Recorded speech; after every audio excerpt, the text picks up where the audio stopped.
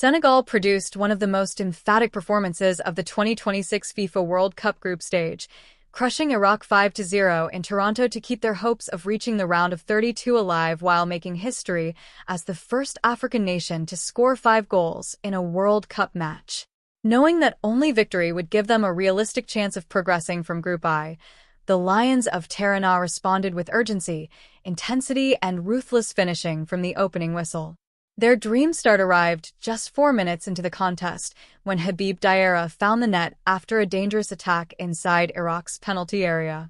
Although Abdoulaye Seck initially appeared to claim the goal, it was officially awarded to Diarra, giving Senegal the early breakthrough they desperately needed.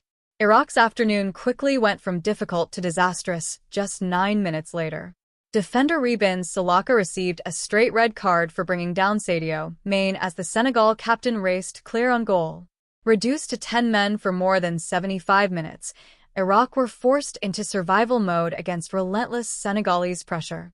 Despite the numerical disadvantage, Iraq managed to limit the damage before halftime, thanks largely to determined defending and several crucial saves from goalkeeper Hassan, who was called into action repeatedly as Senegal dominated possession and created numerous chances.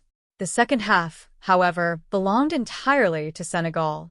Ismaila Sarr doubled the advantage in the 57th minute after excellent build-up play, finally converting one of several opportunities that had gone begging before the interval. Barely 2 minutes later, midfielder Pape Gueye effectively ended the contest with a superb strike that flew beyond the Iraqi goalkeeper to make it 3-0. Gueye was not finished. In the 71st minute, he produced an even more spectacular long-range effort that crashed into the net, capping one of the finest individual performances of the tournament so far.